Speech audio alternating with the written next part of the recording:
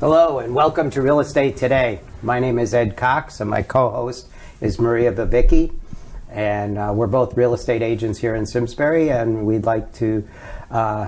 have a very exciting show for you today, and we have lots to talk about as we did before when our guest was on previously. And so let's get right to it. Maria, could you introduce our special guest and get the show started? Sure. Our guest today is Cesana from Maher Paint and Wallpaper. Welcome back to the show. Thank you. You haven't been here for 2.5 years, so we have a lot to catch up on. Wow. So basically we're going to talk about what's new in paint and wallpaper, of course. Okay. So what's new? What's the color of the year? The color of the year is caliente, which is red. And it's beautiful. It's a beautiful, deep, intense red. And people are, obviously nobody just goes and changes their entire house every year because of the color of the year.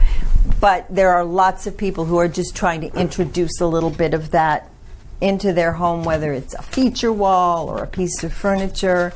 And it's just fun to look at the trends that are listed for 2018 to get nice ideas. Another thing that's happened in the past couple of years is that you now have a store here right in Simsbury? Yes, we do. Right on Hop Meadow Street. Just past where Hoops and Hops is, there's a new store in Simsbury. And our colleagues are there, and nice for people who live on this end of town and out towards Granby. Full service Benjamin Moore dealer, as are we. I've been there often. We're very good friends. So good help there.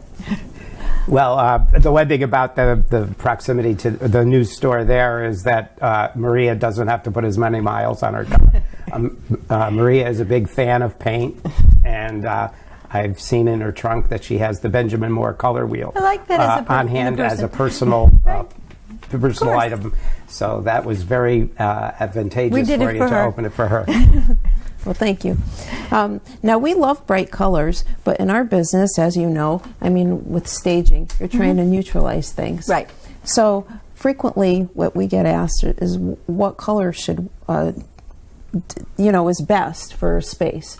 So are there standards that you can There are several standards, and I wouldn't necessarily say that someone has to keep their whole house the same color, or if gray is the trend, it has to be gray, or if gold is or a paler gold is the trend, it has to be that. But it's true that when someone goes to look at a house for sale, they don't want to be distracted by color. That being said, I think you don't want somebody to forget which house they looked at because it looks just like every other one.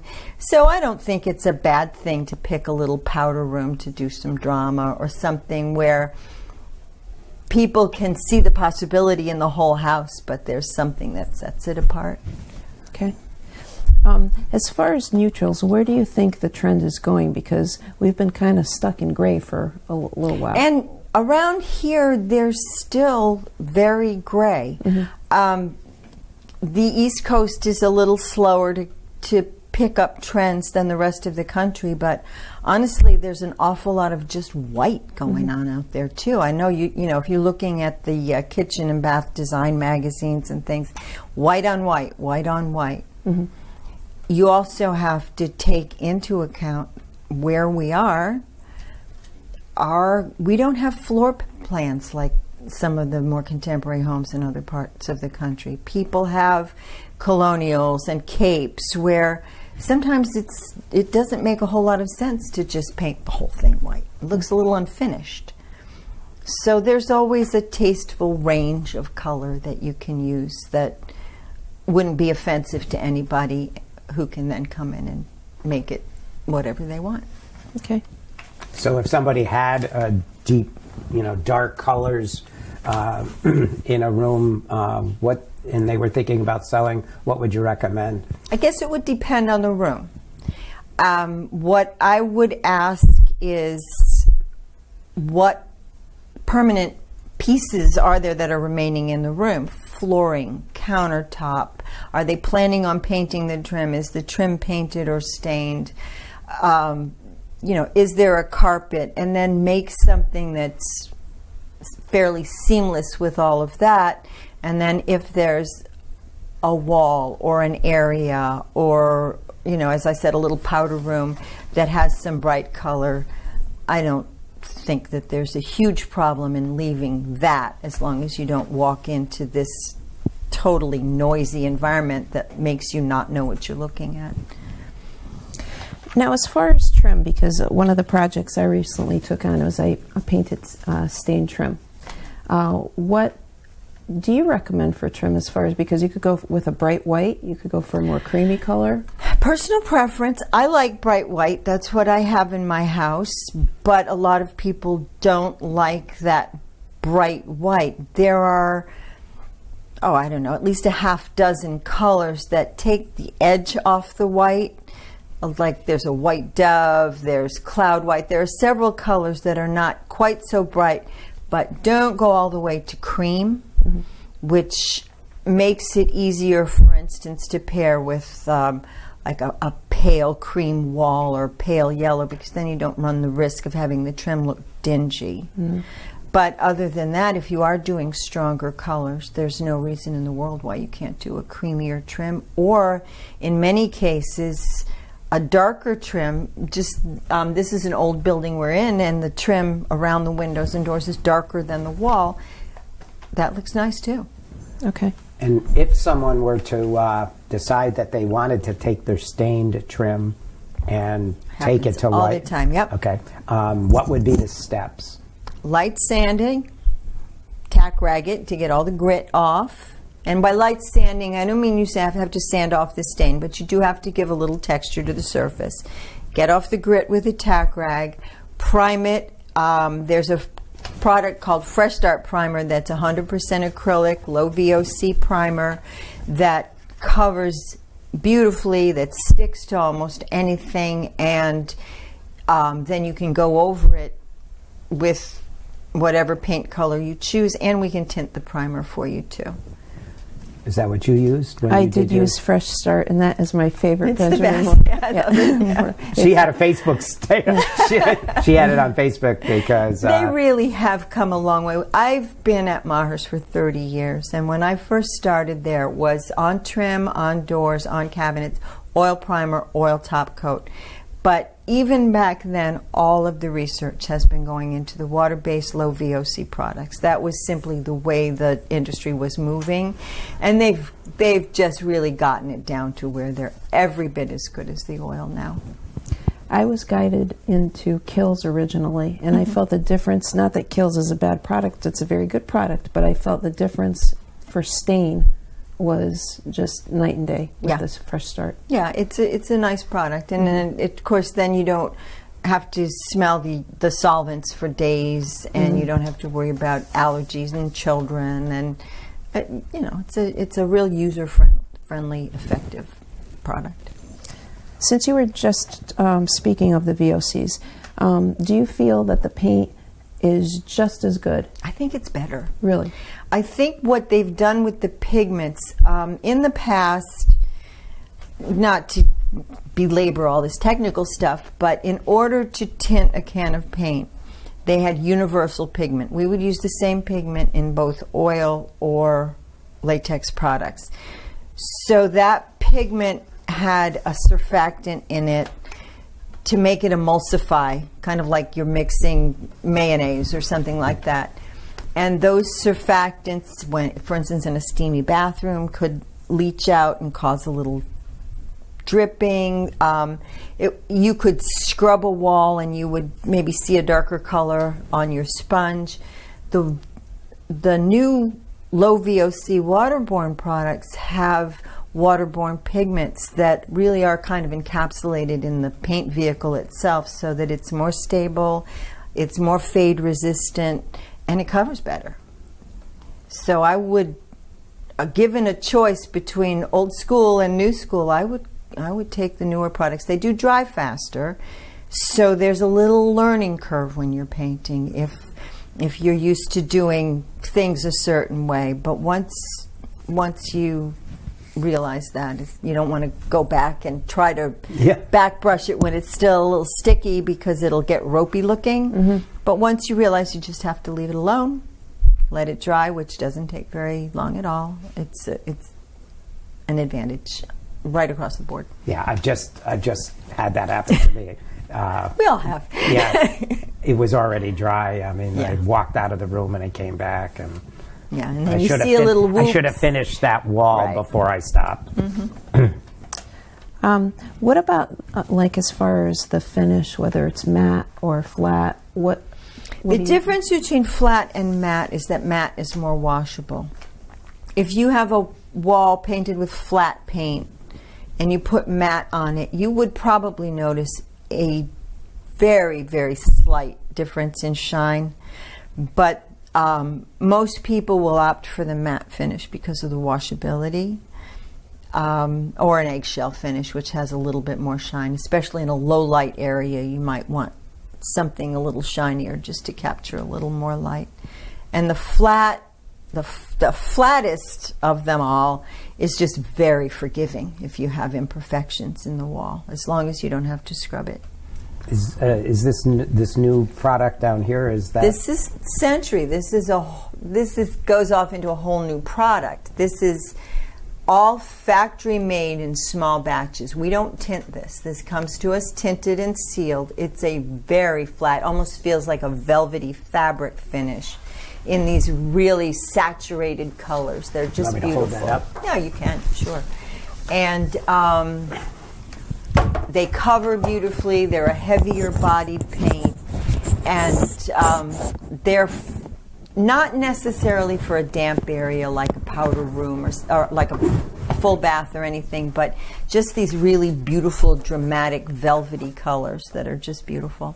So is this like an inventory nightmare that you have to have all these now because you don't make we don't stock all of them. We can get all of them, or we can have them drop shipped to a customer. We stock, I think, 20 of the more popular colors. But it isn't a product for everybody every day, so we don't stock them all. We do have little 4-ounce samples of every color, though. How many coats would you need of this? Depending on what you're going over, 1 or 2 should be more than adequate. The times that people have purchased it and used it, or that we've used it ourselves, we were pretty astonished by the coverage you got with it. Okay. Yeah, those are.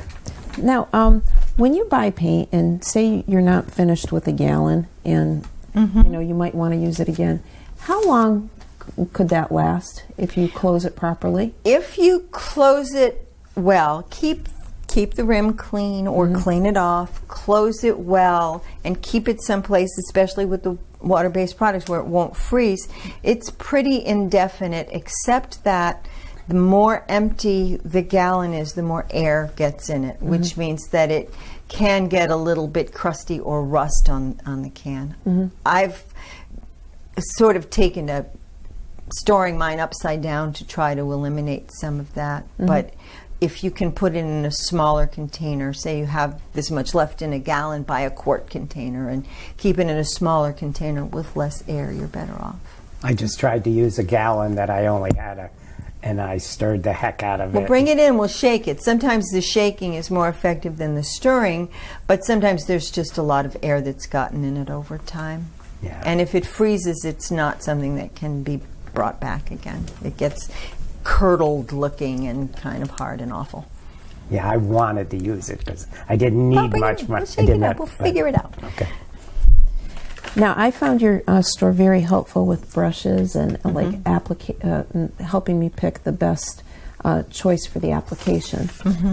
Could you talk a little about that? Yes.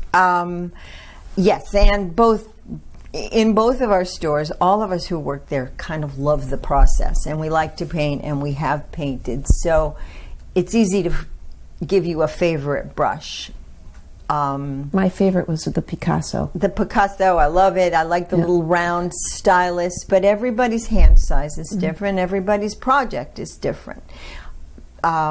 Essentially, you would use a natural bristle brush for oil-based products because they hold a lot of product. They put on a nice coat. You would use a synthetic bristle for water-based products because you don't want those bristles to absorb the water like a natural bristle would and swell and give you a bad texture. You want a bristle, if you looked at it closely or under a magnifying glass, that almost looks like it's got split ends. You want just very fine little points on your brush so that you don't leave a lot of texture. What you don't want to do is get good paint and do all that hard work and then try to save money on the cheapest brush you can find, so that it's doomed. And how do you save the brush? There are brush combs.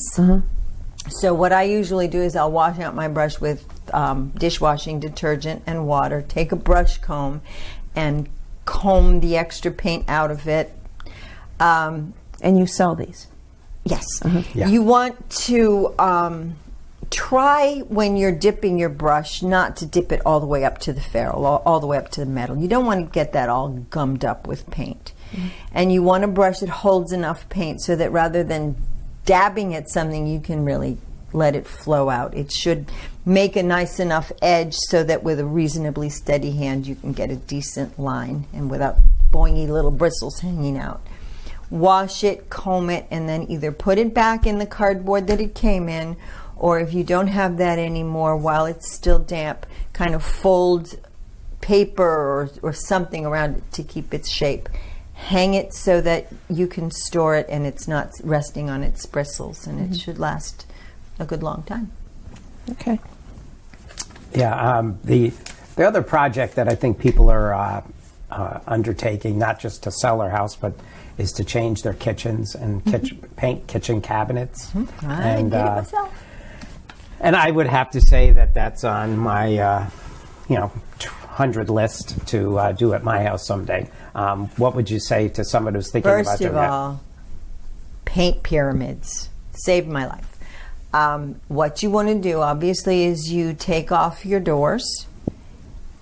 Try to number them in the order which they went, because they're not going to fit exactly the same way into the holes. If you're changing your hinges or your hardware, make sure you measure whatever you're doing. If you're not, you just, put them aside. Sand them. Same as with your trim. You'd want to sand it, tack rag it, prime it, and paint it.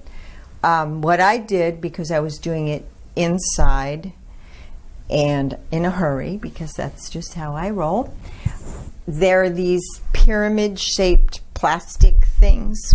So when you paint the cabinet, and I like the little flocked foam rollers for cabinets. It gives you a nice smooth surface. I use the Fresh Start Primer and the Advanced Satin top coat, paint it, and then those little pyramids come to a point at the top, and then they're a little wider base, and you can put your wet paint side down so that the only thing that's disturbed is that tiny little point, and then it raises it up enough so that you can paint the other side, which means that you don't have to wait around till the next day to do both sides. Then you flip it over, do another coat.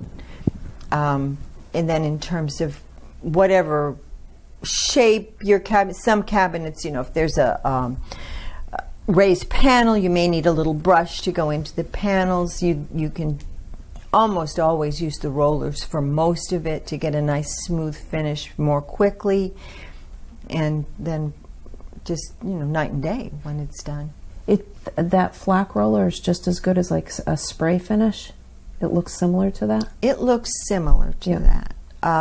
If you, in the Avon store, Betsy and I painted all of the cabinets and fixtures in the store with the flock roller, and it really does have a nice finish. So yeah, it does a really good job.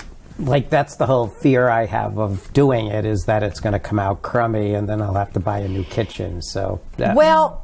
I've painted a lot. Because first of all, it won't. And second of all, if it does, you haven't wrecked your cabinet. You've maybe made a mistake on the paint on one of the drawers. a sander will take care of that, and then you just do it again. There is, for everything, there's a learning curve.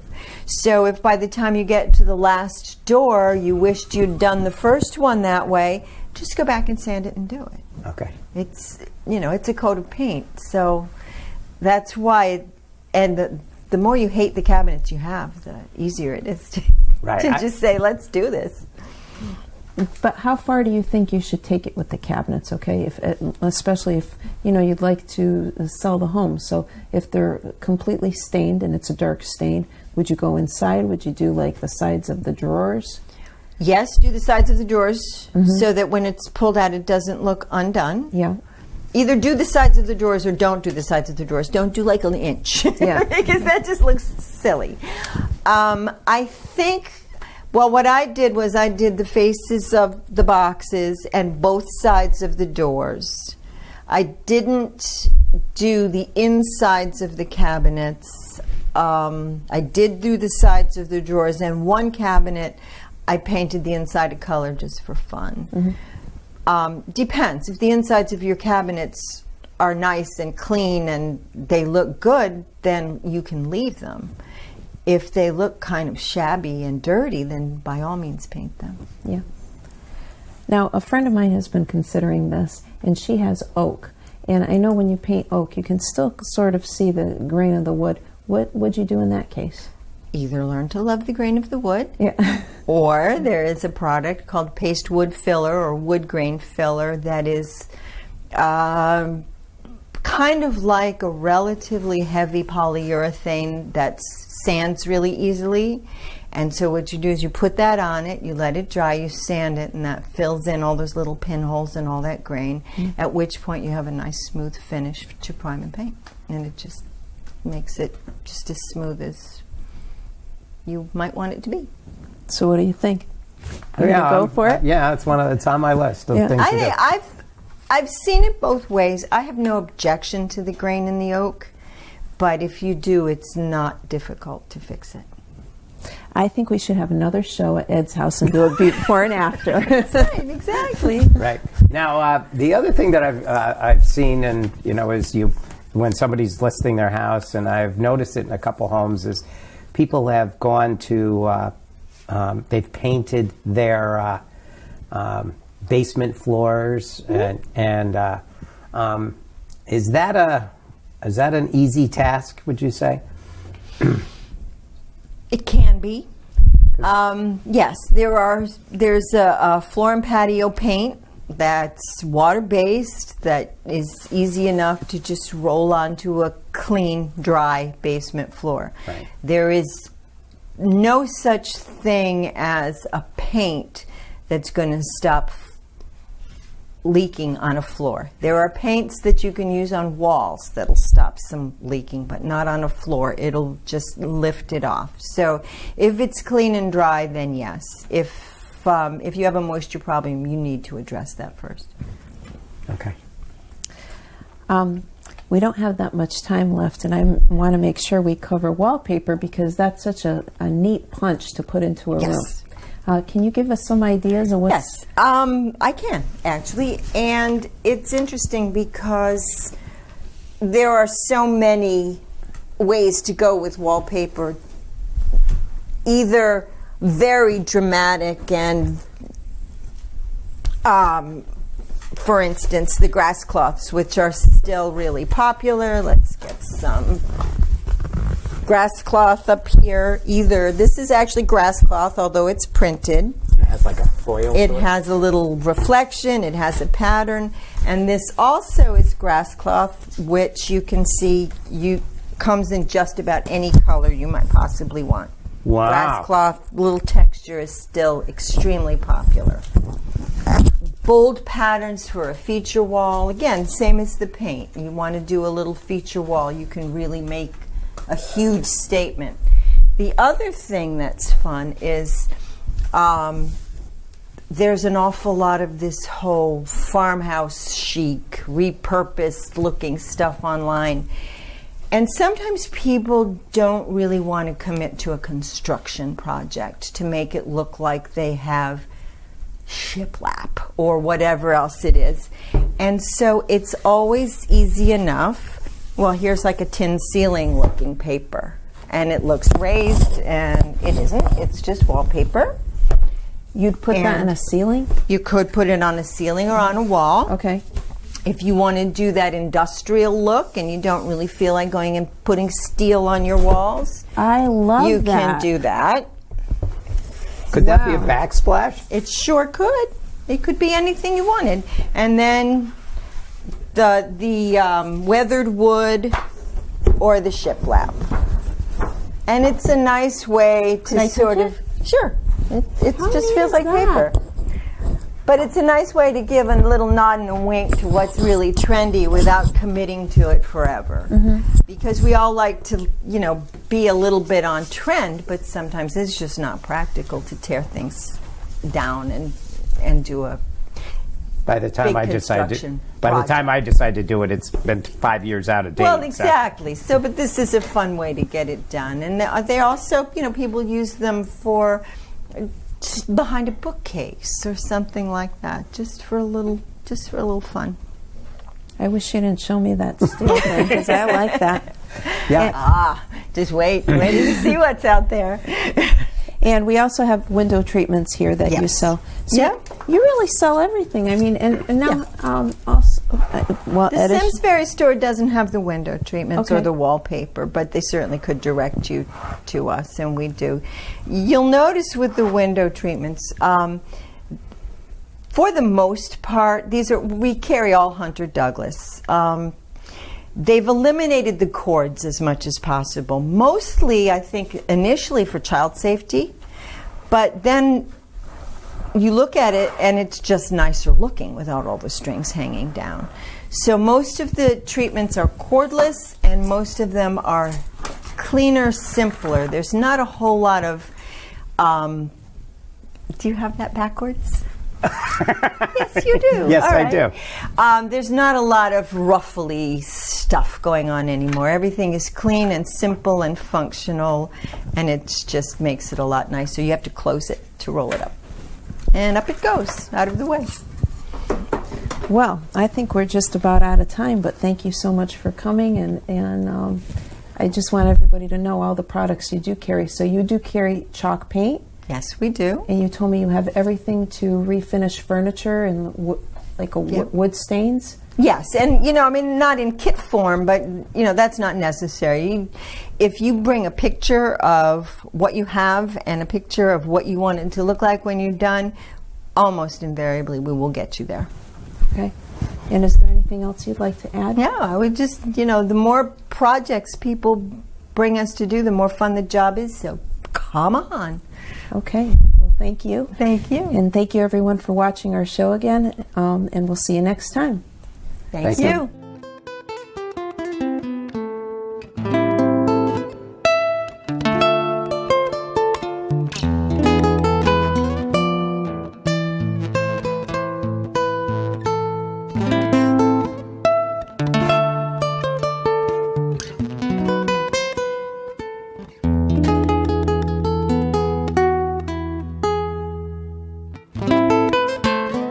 Funding for Simsbury Community Television is provided in part by contributions from viewers like you.